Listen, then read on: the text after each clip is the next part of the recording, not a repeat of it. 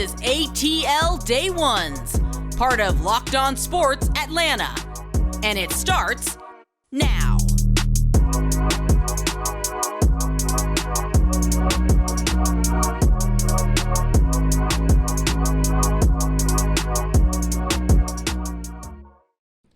Welcome into ATL Day Ones with Jarvis and Tenitra. We want to say thank you for making ATL Day Ones your first listen of the day. And remember, we're free and available wherever you download your podcast. And wherever you download your podcast, make sure that you leave us a 5-star review. That is the only way that people can find out about all this good greatness that we have going on here, right here on Locked On Sports Atlanta, which is now available on Roku and Amazon Fire. We have our own app, y'all.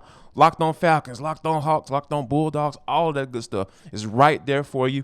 Go ahead and download that app on Roku and Amazon Fire TV, and you get some of this goodness on your big screen, because I know you're sitting with a big screen because we got so much sports going on this weekend. And I think, the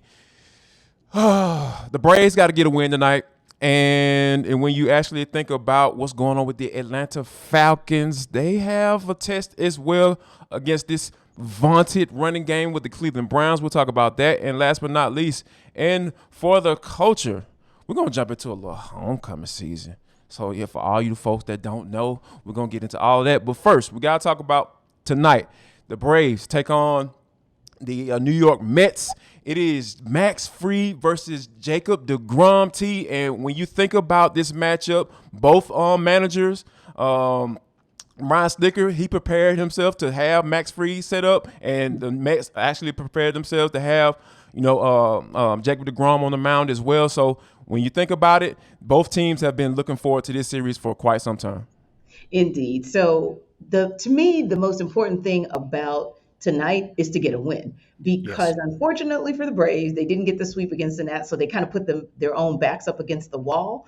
And that to me is a little bit disconcerting. But on the same token, hey, they say that they understand the assignment. So we've got to take the words for it, everyone from the young guns all the way into the veterans. And what I like about this is Max Fried is coming off of a really good start, about 5 2/3 innings the last go round, just a couple of runs given away, but more importantly, 8 strikeouts. So that's good that we're seeing Max Fried in max form. Now, the other most important thing in terms of getting this win tonight is making sure that you don't allow yourself to get too deep in the pitch count, because you already know that's the Mets game. So Just set the stage and set the tone early. Don't let your pitcher or your pitching rotation, your bullpen, don't let anybody get deep into the count. And then at the plate, the bats have got to get hot early, and they have to stay that way. The Mets have been uber patient at the plate throughout the entire season, and we've seen it every time that the Braves go up against the Mets. We always say, man, those dudes are making those guys make pitches. And another reason why the Braves got to get a win tonight is because we kind of touched on it a little bit yesterday, but I just wanted to kind of bring it back up to reiterate the fact how important this is. Like, you got to take advantage of who's on the mound tonight. Like, your ace, your guy is on the mound tonight, and Max Fried, so you have to take advantage of that. So what I mean by that is they have to get those back going. They have to give him some run support to work with, so he can be a little bit more aggressive with those patient batters that the Mets are running up at the plate, 1 through 9. So because here's the thing. Also, another reason why is because if the Braves lose tonight, then you're looking at counting on Charlie Morton to give you a good run. And what we talked about here is that every time he's on the mound, when we're previewing a game or we're talking about a game that he's going to be on the mound, we always say, man, we hope Uncle Charlie is able to put it together. And I don't want to have to depend on that. I'm not interested in that at all. So Braves go ahead and get that win with Max Fried on the mound and give him that run support that he needs.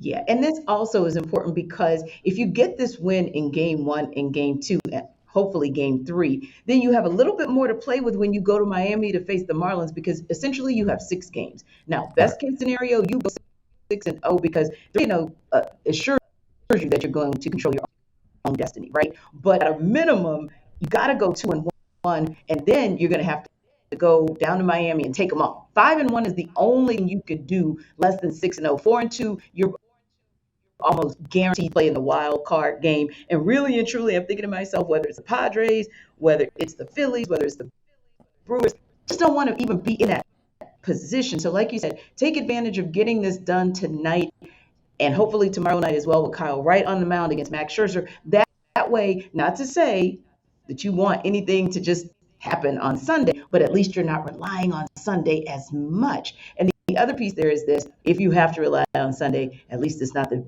businessman special. You're at least playing prime time, because we clearly know the Braves unfortunately have a losing record with the gentleman's special. So thank goodness that is a prime time game, and that'll kind of go in their favor.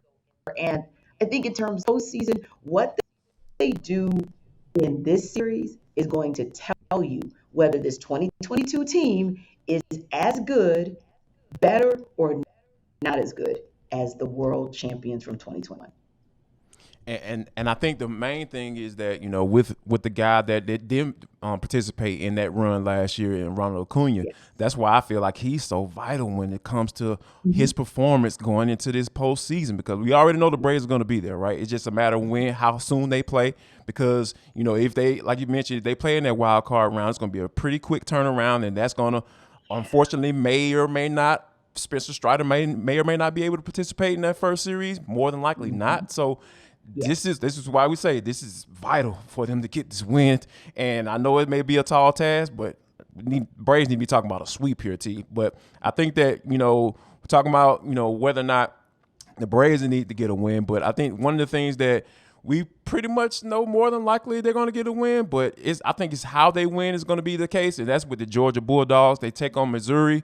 They get their first night game. Georgia fans have been clamoring for that, and I get it, from a celebration standpoint and want to watch and all that stuff. But I think the main thing for me when it comes to the Georgia Bulldogs is the fact that Kirby Smart has to figure out a way to get these guys going each and every week, because let's just face it, this is a soft behind schedule, and it is what it is. So he had to figure out how to motivate these guys each and every week. And I think that with how things turned out with Kent State last week, not necessarily struggled, I wouldn't say that, but there are some things that you can pull from that game to say, hey, guys, we can't let this happen, or else we may be looking at our first loss of the season. Yeah, and also you look back at the game last week between Tennessee and Florida, and that was a battle royal. Both of those teams showed you that they had some guns, they had some dogs, they had some players. So you also have to think about, okay, like you said, not that they want to overlook Missouri, but on the same token, just understand that there are other teams out there within your conference and your division who can actually give you a run for your money, if not outright upset you. So at some point, Jarvis, you have to right the ship. At some point, you have to look at all the position groups and say, who is where they need to be. Tight end room, perfect. We're good here. Brock Bowers doing the thing for you, Darnell Washington, Eric Dickerson, and everybody else. So the tight end room is good to go, even for Lab McConkey, poor thing. But yeah, tight end room good to go. For those other position groups, there may be some questions there, and it's time for them to step up, because again, you're approaching the middle of the season and you're getting deeper into conference play, and you do want to begin to tune those things, fine-tune those things, the closer and closer you get to the SEC Conference Championship. I think you make a great point, T, because when you think about a position group that is in question, right, is that has to be that running back group for me, because I think when you talk about McIntosh and Milton, the Eminem boys, I just don't think those need to be your main guys. When we talk about I got a chance to take a look at the stats, right? Obviously, you have your leader and you have your leader on the leaderboard, but as far as from that average, the highest average is Dejon Edwards. He's almost averaging 6 yards a carry. So when you talk about explosiveness and being able to break off people in the open field, he's your guy. And I think they need to figure out, before this schedule gets a little bit hard, I'm not saying it's going to get hard, before it gets a little bit hard, they need to figure out who their lead running back needs to be as they, go through these games, these tune-up games, so to speak, as they go into SEC play. Now, right before we get out of here, I have to talk about, obviously it is the first game that Geoff Collins, is not going to be here. Brent Key has taken over as the interim head coach, and they're going to a team that, is ranked 24th in the country. T, what are your expectations going for Georgia Tech post Geoff Collins? Yeah, so to me, the bar is low. Just don't get blown out. Just don't Indeed, get yeah. shut out. Yep. Just show some effort, really from any angle, from special teams, offense, defense. Just show some effort because at least you, to me, that would be like falling off the cliff, right? Because you've Right. already fired your coach, you've already Yes. let go of your AD. So what you're trying to do right now is just reset the identity that you want for your team and for your program going forward. And I know they don't want the identity to be a shutout or a blowout. I don't care if they are playing a top 25 team. So for me, that's it. Just at least go there and show that you are a competitor. Show that you're a competitor with between 18 and 4. Now, what we're going to ask for or going to give you, is the one thing that the Falcons and the Browns need to do against the Browns in order for them to get a dub on Sunday. But before we do that, we have to talk about betonline.net because it is your number one source for all your betting needs. Because guess what? If you're struggling trying to figure out whether or not you should bet the over under on the Georgia Tech pick game, you feel like the offense is going to break out. How about you go to betonline.net to tell you that you're probably crazy, and figure out that, because they have all the information you need, because it is, you can find reviews and news of each and every league. Even if you're trying to look for some information about the MLB playoffs or the NFL, even in the NBA as they get ready to ramp up for the season. So all of those things that you can find right here on betonline.net. So head there today or use your mobile device to learn more about the action happening today, because BetOnline is where. Welcome back to ATL Day Ones. I am Tenitra. That is Jarvis. And you guys are part of the tribe of 4,000 subscribers on our YouTube channel for Locked On Sports Atlanta. So we appreciate you guys for continuing to support us. And don't forget, drop some comments into our YouTube space, right? So when you go and you check out ATL Day Ones on YouTube, you know what you can do? You can tell us what you think about the Braves, what our commentary is on the Braves, the Falcons, UGA, Georgia Tech. Even if you want to tell us how you do with homecoming at your HBCU, let us know. But certainly we want to hear from you guys about what you believe will happen this Sunday specifically as we begin to talk Falcons Browns. So the Falcons are coming off a high, of course, getting their first win of the season. They are back home and trying to get this first dub here. And they literally first dub of the season at home, back at the Benz, Sunday, Jarvis. This is what I'm thinking about as well. And there are a couple of different spaces and places that we can go in terms of what might tip the scales in the Falcons' favor. But if you think of just one thing that could be that difference for the Falcons against the Browns, what would that be? You know what? When I started thinking about this, I got a chance to go. You know how I go down a little rabbit hole sometimes when I feel like I'm stuck. I'm trying to figure out, like, okay, how can I take a look at this game? So, of course, I knew I had to check out my guys, Dean Pease and Dave Ragone. And after going through those things, I started thinking about it. Like, when you think about, how these teams are the style of play, right? They are very similar, like tough, want to run the football, be able to establish the run, and they have quarterbacks that, they don't want to have to ask to do too much, but make the necessary plays, right, off the run, when you're successful. So, and they've been pretty successful doing that. Both teams have 3 games in. Now, I started to think about something that, and I'm coming around to your boy, Coach Williams. When you think about two teams that are built the same way, I think you have to kind of go to a different sector of offense because people forget about special teams. I believe that if a guy like Avery Williams can get at least 2 first downs, that's probably about a 20-yard return, a 25-yard return, even a 30-yard return, sprinkle that in as these two teams are going back and forth and trying to, because I think this game's going to go by pretty quickly because both teams want to run the football. But I think if Avery Williams can figure out a way to break off a 20 to 30-yard punt return, I can think that can be the thing that can swing the momentum in the Falcons' favor. Yeah, and I think the same. Like if you can flip the field, that is always in your favor. And if you're flipping the field and it's down to the last minute and these teams are literally tied, or the Falcons are within striking distance of being able to win the game, I will put my money on Young Wei Koo every single time. I really, Yeah. really would. So to me, That's an I advantage agree. Falcons right there. Right. I actually think it's going to be much closer than a lot of people think. Now, the other thing I think is of as well. What if both of these teams, and follow me on this one. What if both Mm-hmm. of these teams who basically have a 1-2 punch in the run game? Granted, we're not saying that Nick Chubb, Kareem Hunt equals or Cordell Patterson and Tyler Algier equal Hunt and Chubb. Not saying that, but they do. We do have two teams with solid running games. We do have two Right. teams that in total have the top 5 running games in the league and 2 of the top 5 backs in the league. That Right. said, let's call that equal. My thing is, I want to see which quarterback actually shows up as more than just a game manager. Because think about it, Marcus Ooh. Mariota and Jacoby Brissett, they're kind of like the Spider-Man, me. Mm-hmm. But I think Jacoby Brissett has kind of come out on the edge just a little bit. I think he has a little bit of an edge, but that doesn't mean he has to have an edge in this game. So, who do you think is actually going to be what I'm going to call the legit leader under center, as opposed to the game manager who might also be the key to winning this game? You know what? I'm gonna take it. I'm gonna take a different perspective, right?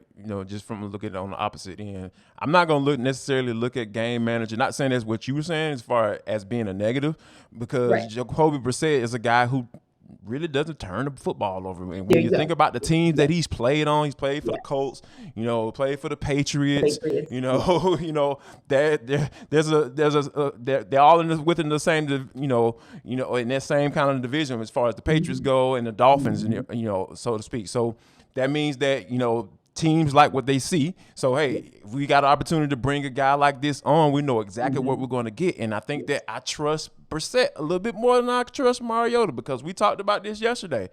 Mariota I need one clean game out of him, like, because the he does well, which is take off and avoid the rush and take off and get your 10 yards on scrambling for a first down. I think that needs to be used to his advantage. And, Yes. and I think that because there may be some times where somebody's not going to be open, but I think David Grohl brought up a really good. He said Marcus Mariota has done a pretty good. I don't know if I necessarily agree all the way with that, but I think that if there's an opportunity for Marcus Mariota to make a play, to stick in that pocket just a little bit longer, and make that and stick that ball in there to give Kyle Pitts an opportunity in the red zone, to make a play, I think he should take that. I think he should push the envelope, but he's gonna have to pick and choose his spot and be careful with that, because hey, you can't afford to turn the ball over in a game like this, because teams are somewhat similar when it comes to the style of play. Indeed. And yes, in addition to him being able to hold on to the ball when appropriate, when he has pocket protection, understanding that when the Yeah. pocket collapses, or if all of your receivers are covered, don't take a sack. Just try to get Yeah. out of bounds, Yep. but just try to some better, I'll say, situational play from Right. Mariota could make the difference. But let's just say we both agree on Jacoby Brissett maybe getting the advantage there if you're looking at the person who's going to truly be that leader under center. Mm-hmm. Let me throw another one out at you, because this could or could not, depending on how you see it, be an advantage for the Falcons. Now, we're still waiting on the final. So by the time you guys see this, we may actually know who will and won't play. We're waiting on the final injury report. So Jarvis and I are going to just give you a hypothetical right now. Myles Garrett and Jadeveon Clowney.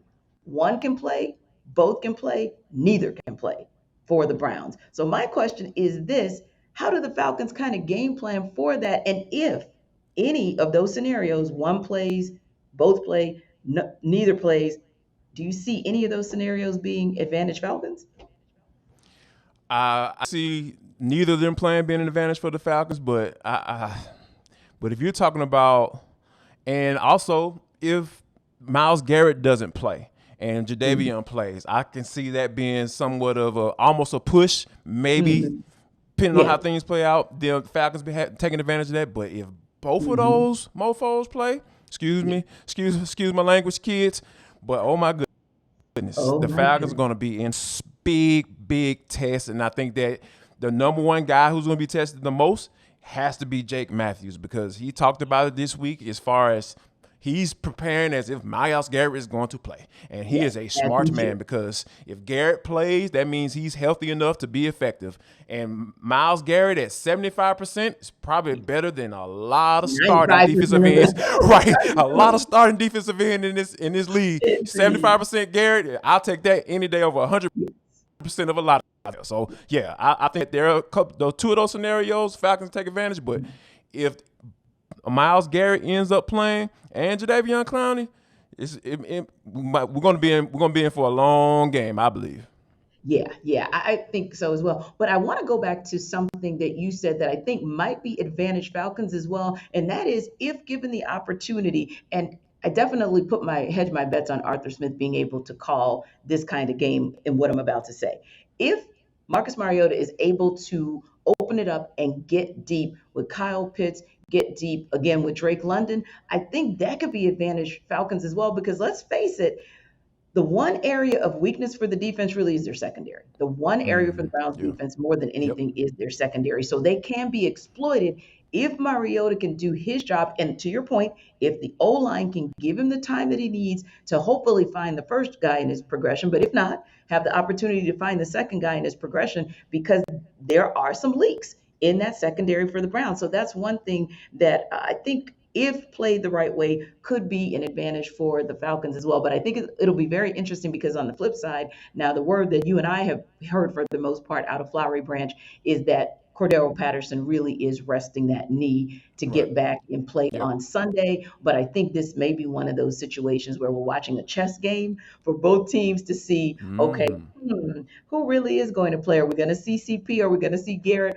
Are we going to see Clowney? It's going to be interesting. And then also, as we talk about the secondary for the Browns, it'll be an opportunity for the secondary for the Falcons to show up as well. We've spoken about this.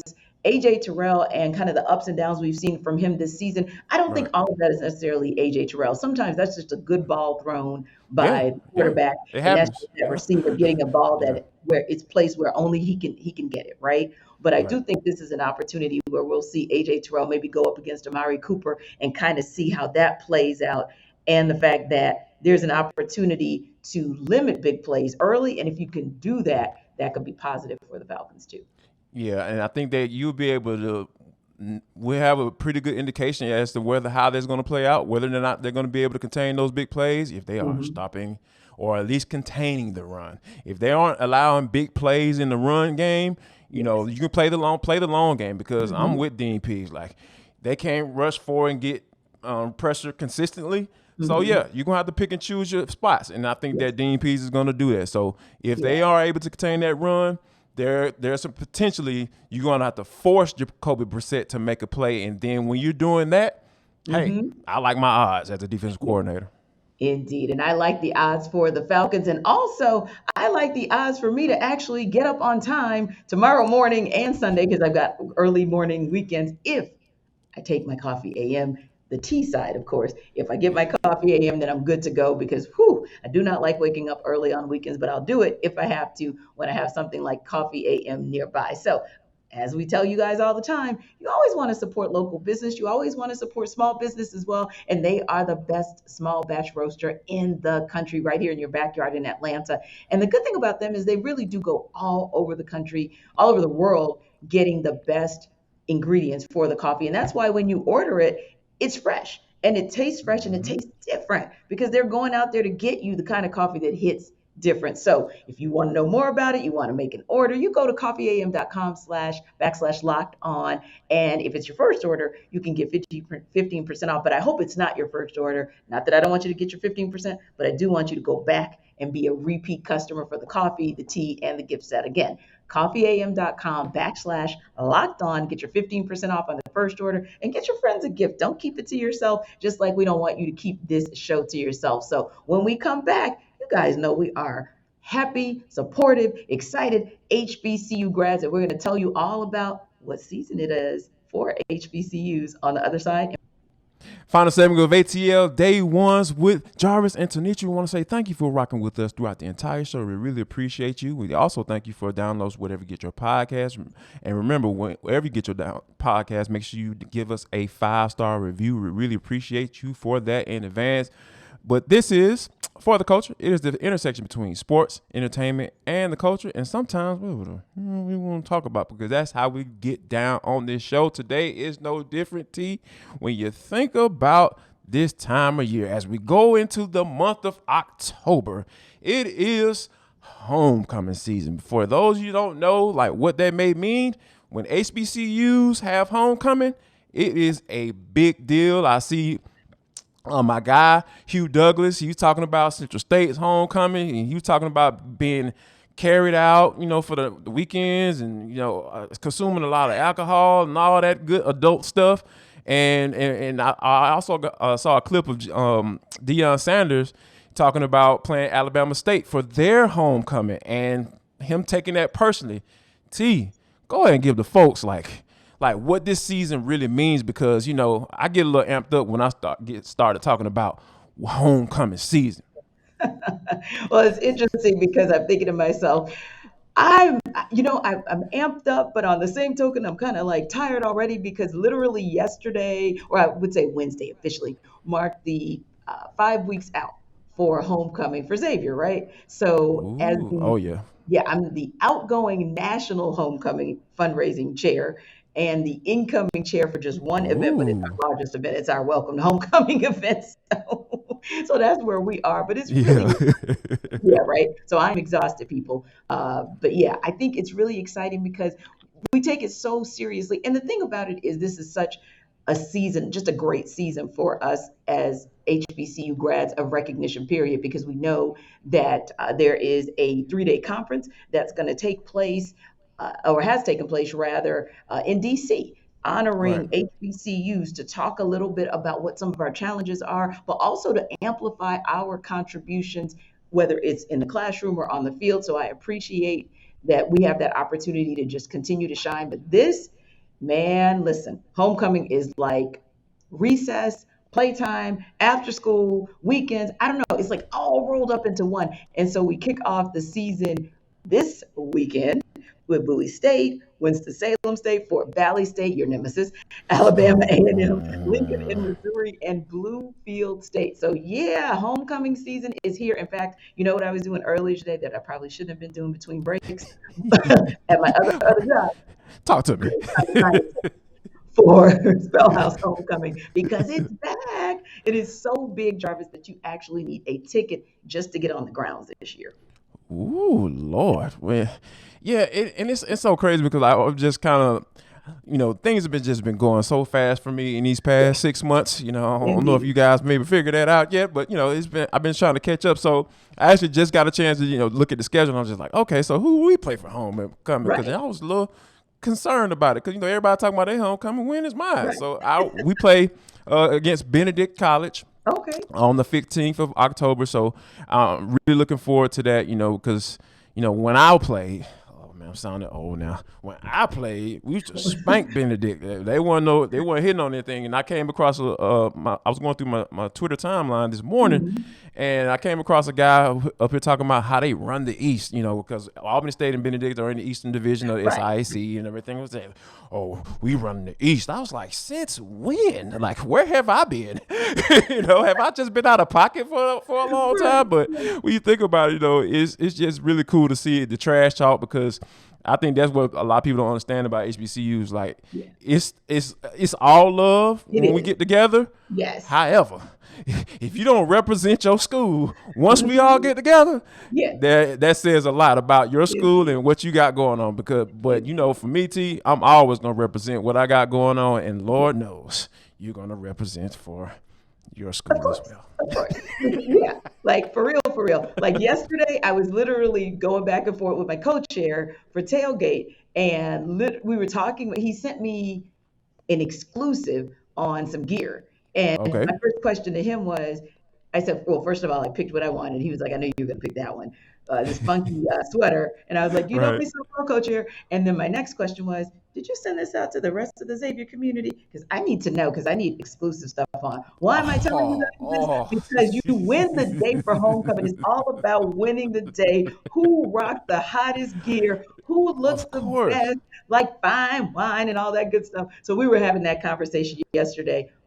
And literally, we've been having that conversation for about a month and a half because it takes about 3 months to kind of build up that 4-day wardrobe to get yourself right and tight. Folks are in these gyms, in these streets trying to get Oh, their bodies what? right. Come on now. Like, you have to get at least drop 5 of them things before you step on campus. Yeah, you better get that weight trainer or whatever it is that you need to do. Or a And the trainer. waist trainers, there are male waist trainers. You might want to suck it in before you go into the DMs and go, hey, big head, get it right. Like, get it right before you go in the DMs. Ooh. Yeah. Tip Oh, from the sliding of the DMs. Oh my God, that's a whole nother conversation. Like that's the one thing that I've always found like it's kind of cool to observe. Being a man that's spoken for, and have been spoken for quite some time. I just enjoy looking at the people. How they and thinking about how they were when we were in school and kind of seeing if that still matches up right. 15, 20 years later. So I'm just, yeah. So I haven't got a chance to go to homecoming in a while, but I won't be able to make it this year because, my wife and I will be celebrating 10 years together and, married and honoring God, and all that good stuff. So, well, I won't be able to make it down this year, but I absolutely love just observing when the festivities are popping off, like, because it is just a sight to see. Yes, exactly. And listen, we're going to talk to you guys about it on the other side. But listen, there's Braves, there's Falcons. There's so much to get into when we come back. And hopefully, we're going to have an opportunity to talk to you guys on Monday about the Braves getting a dub, series Yes. sweep type dub. The Falcons getting the dub against the Browns, UGA beating out of Missouri, and anything else that we can talk about in this sports landscape. Appreciate you guys for dropping in. And as always, have a safe weekend in those ATL streets. Y'all come back now. You're here on a Monday, Victory Monday, hopefully.